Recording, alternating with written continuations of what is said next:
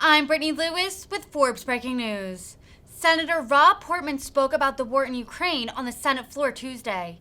He marked the 100th day of Russia's invasion with a map of the battle as he described the current situation, as he has done nearly every week since the war began. He raised concerns that Russia now controls 20% of Ukrainian territory and is blocking Ukrainian grain exports. The Ohio Republican has been adamant in defense of Ukraine and was one of the first U.S. lawmakers to visit the country after the outbreak of war. Take a listen to his speech. Senator from Ohio.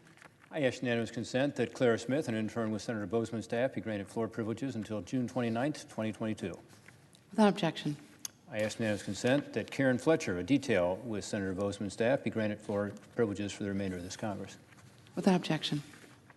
And Madam President, I ask unanimous consent to speak for up to 15 minutes and Senator Stabenow for 1 minute prior to the scheduled roll call votes. Without objection.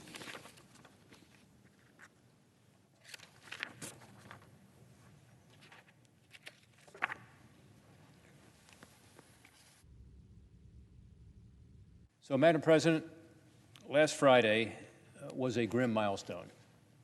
It was the 100th day of the war in Ukraine, a war being waged by Russia against an ally and a democratic country, Ukraine. 100 days of brutal, unrelenting rocket and missile attacks throughout Ukraine, including attacks on a number of civilian targets like hospitals and churches and apartment buildings, schools. Tens of thousands of Ukrainian citizens and soldiers have been killed, and entire cities have been laid to rubble by the Russian barrages. For the 14th straight week when the Senate has been in session during this war, I've come to the Senate floor again today to discuss the status of this unprovoked and bloody invasion and to talk about what our role as Americans ought to be.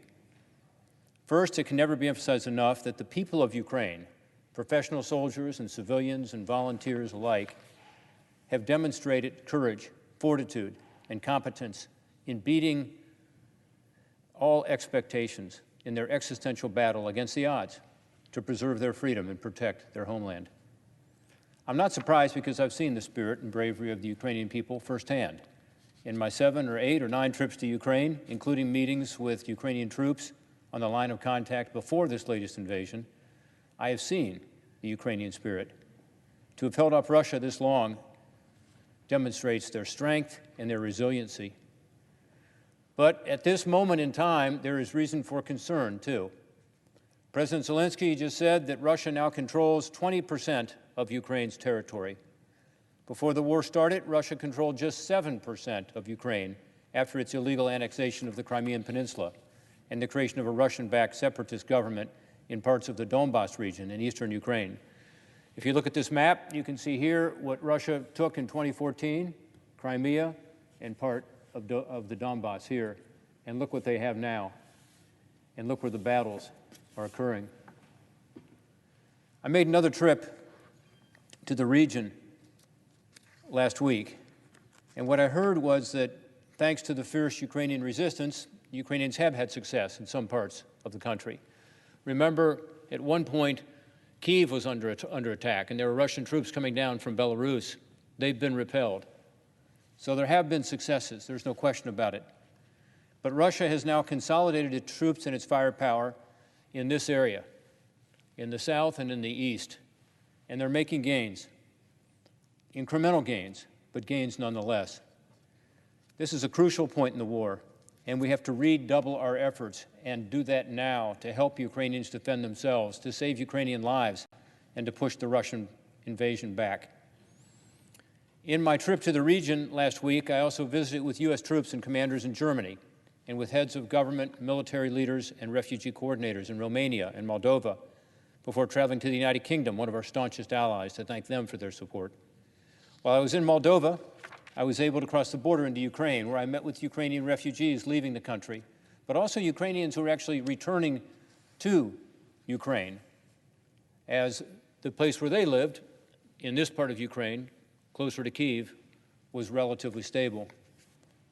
During my visits with the leaders of Moldova and Romania, I was able to thank each of them for their support of Ukraine and to learn more about what they need to be more effective partners in the region.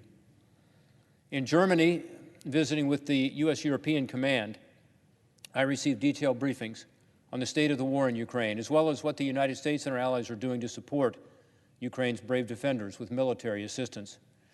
I also met with a senior Ukrainian liaison there from the Ukrainian military, who gave me his very frank assessment of the war and what weapons his brothers in arms absolutely need to be able to continue their fight.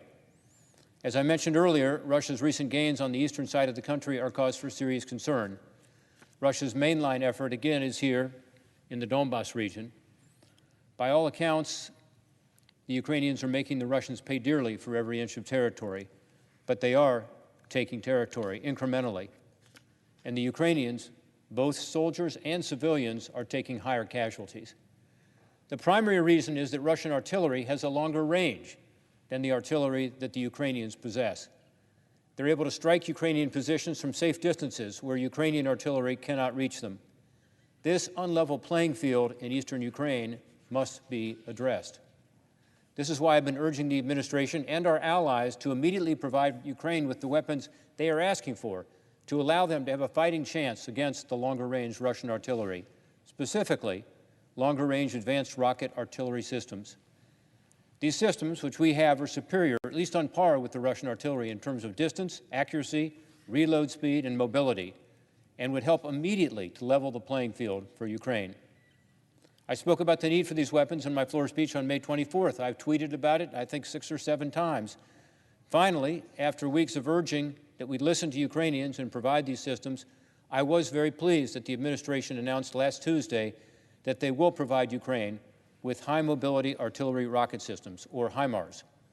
But I'm concerned, not just by how long it took and continues to take, but by how long it will take to get these systems in place in Ukraine while lives are being lost and Ukrainian territory is being taken. Moreover, the best information that I have is that the administration is only providing 4 of these HIMARS systems, which will have limited impact on the battlefield. I hope I'm wrong about that. I hope there are more on the way, but that's the best information we have. They are also only providing Ukraine with mid-range missiles, meaning that Ukrainian troops will need to fire closer to Russian positions and put themselves at greater risk. That may be okay, because that may be comparable or maybe even slightly better than the Russian artillery, but they're not getting the special longer-range missiles. Lastly, we are being told it will take time to train Ukrainian soldiers on how to operate this advanced system. All told, it will take, we're told, roughly 2 weeks for these systems to arrive in theater and for Ukrainian troops to be sufficiently trained on them.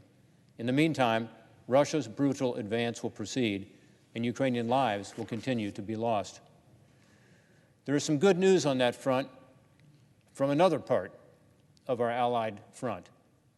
Just yesterday, the British announced that they'll send several multiple launch rocket systems to Ukraine, which is a larger version of what we are sending.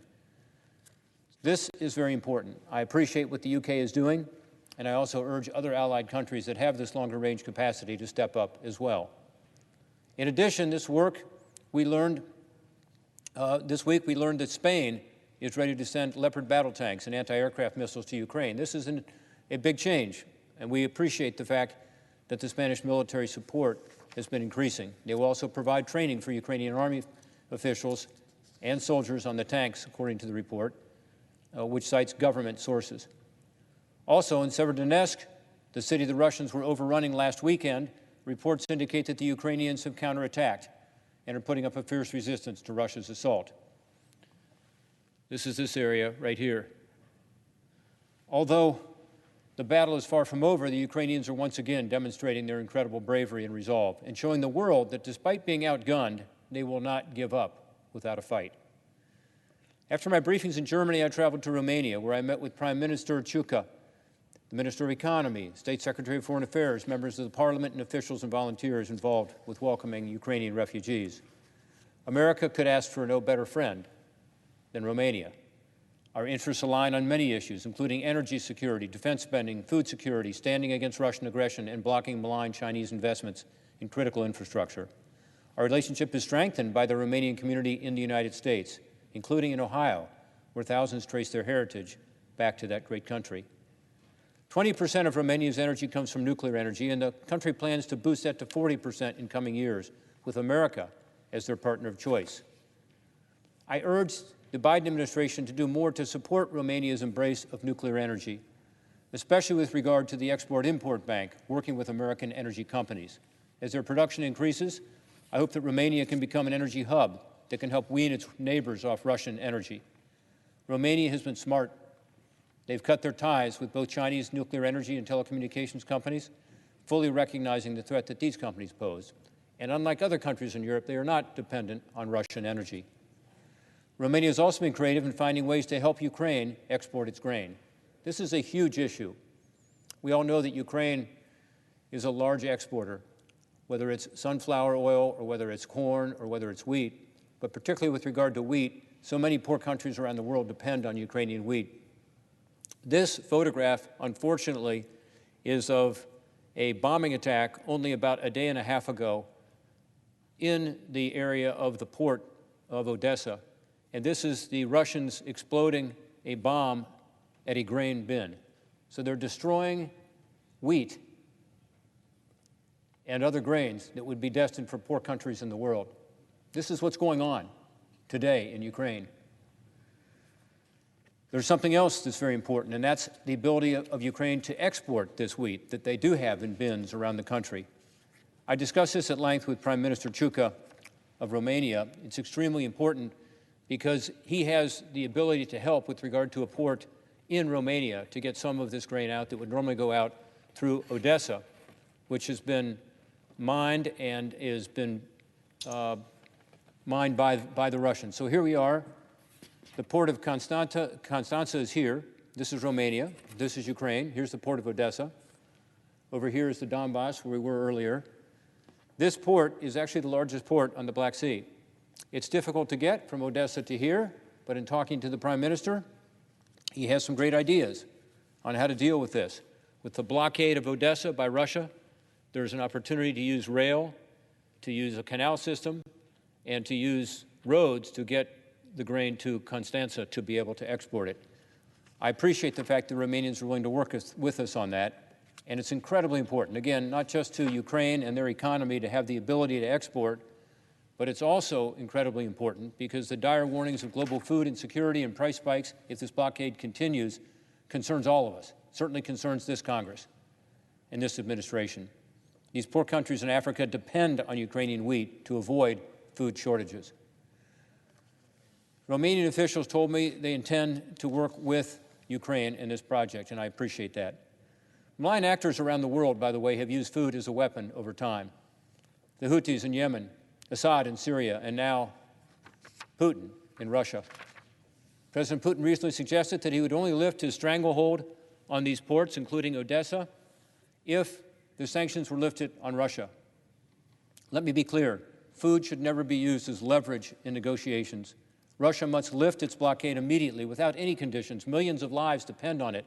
I would expect the administration and allies, including Turkey, to be coming up with contingency plans now, if they don't have them already, to ensure that this wheat can be exported and other grains as well.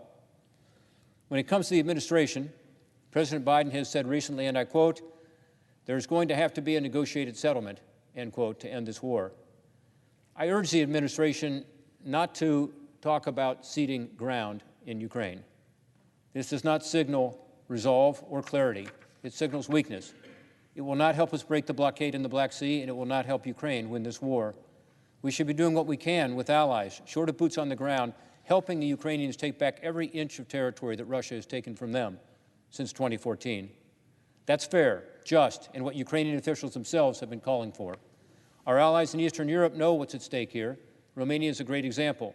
A staunch NATO ally, Romania is committed to the military defense of the alliance and meets NATO's goal of spending 2% of its GDP on defense.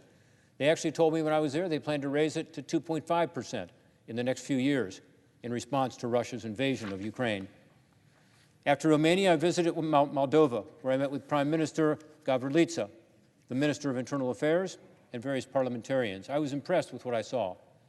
As I told the Prime Minister, Moldova is a small country that punches way above its weight. Moldova has graciously accepted almost 500,000 Ukrainian refugees through its border, more per capita than any other nation.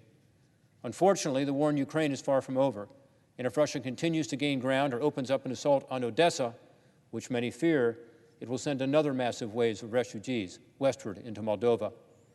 While in Moldova, I've traveled to Palanca, a border crossing that is run jointly by Moldovan, Ukrainian, and EU Frontex border security guards.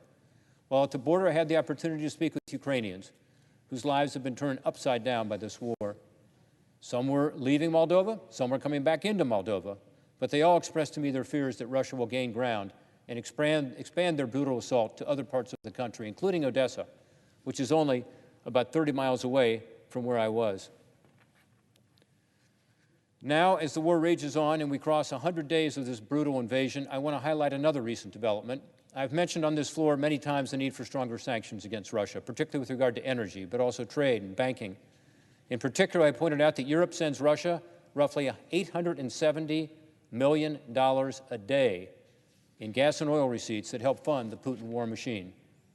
So I was pleased that late last week the European Union took a positive step in partially banning Russian oil into the EU. Specifically, these phased-in sanctions will prohibit the import of seaborne crude oil from Russia and petroleum products over the next 8 months.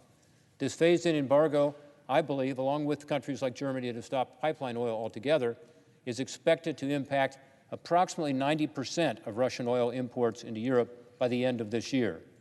Combined with the ban on coal imports that Russia has agreed to earlier this year, which will take effect in August, Europe is undoubtedly making progress in cutting off that nearly $1 billion that goes to Russia to feed the war machine. Even better, given the situation on the ground in Ukraine today, would be a full embargo against all Russian energy immediately, as the United States has done. But this is progress. Given their greater dependence on Russian oil and gas, by the way, Europe's energy independence from Russia will require a different kind of leadership from the United States as we establish a new energy world order. Where the U.S. can help most is to get more energy on the global market now to help backfill Russia's energy needs and stabilize prices. Instead of looking to countries like Iran and Venezuela to produce more energy, this administration should be pursuing policies to expand our domestic oil and gas production, as well as renewables, nuclear, all of the above. In the longer term, for our national security and that of our allies, the United States needs to take steps to lead the world in developing and exporting the next generation energy technologies, like advanced nuclear and hydrogen. The reality is this: it shouldn't have taken a global energy crisis for us to realize it. Before this administration took office, concerns have been raised about the prospect of aggressive or idealistic policies that threaten the reliability and security of energy supplies here in the United States. We need to act, and we need to act now. Providing LNG to Europe is key to Europe being able to wean themselves from Russian gas. The fact is, we need to unleash American energy. We have the resources here to help our friends and allies. We can help everyone so that they don't need to take another dime and give it to Vladimir Putin's war machine. Right now, Ukrainians continue to suffer, and the world must not turn a blind eye. According to the United Nations, recently, nearly 7 million Ukrainian refugees have fled the country since the war began, and another 8 million Ukrainians are internally displaced. This invasion has flattened beautiful cities in Ukraine, like Mariupol, where, according to local officials, at least 22,000 residents have been killed. I will close with this. I have now come to this floor every week since just before President Putin put this illegal and unprovoked invasion upon the people of democratic Ukraine, who just wanted to live in peace with their neighbors. Their neighbors, by the way, including Russia.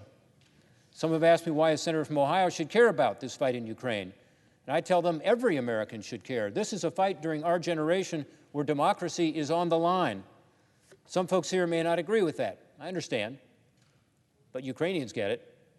They know what it's like to live under the thumb of an authoritarian, of Russia, and they broke away from that and toward democracy in 1991, and again, as we all saw in 2014. I was in Ukraine then in 2014, right after the Revolution of Dignity, where Ukrainians decided for themselves that they wanted to turn to us and to Europe to pursue a hopeful future of freedom and democracy.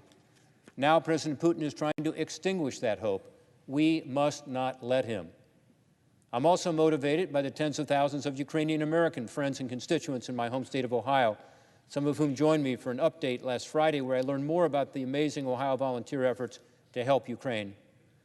But even if I didn't have one constituent of Ukrainian descent or know a single Ukrainian, I would be on this floor condemning Russia's atrocities. As Russian forces target Ukrainian civilians, people from across the globe are showing their support and encouragement for Ukrainians. In Ohio, we have assured Ukrainians that America has their back. At The Ohio State University, President Christina Johnson participated in a call with President Zelensky, and she said she asked him how Ohio State could help. President Zelensky with, how about helping rebuild our cities that have been flattened? What did President Johnson say? Count on us. That's been the consistent theme from the Buckeye State. Count on us. In fact, student organizations like the Ukrainian Society and Desserts for Donations have held fundraisers around the state, selling buttons, pins, desserts, all of which have been donated to the revived Ukrainian soldiers, a group that provides medical and humanitarian aid. I've listed before on this floor a dozen other great causes in Ohio that have been helpful with regard to the humanitarian effort in Ukraine. Ohioans get it. They know that America can't afford to stay on the sidelines and be a spectator. I commend the administration for the actions taken, but as I've said before, we need to do more, and more quickly.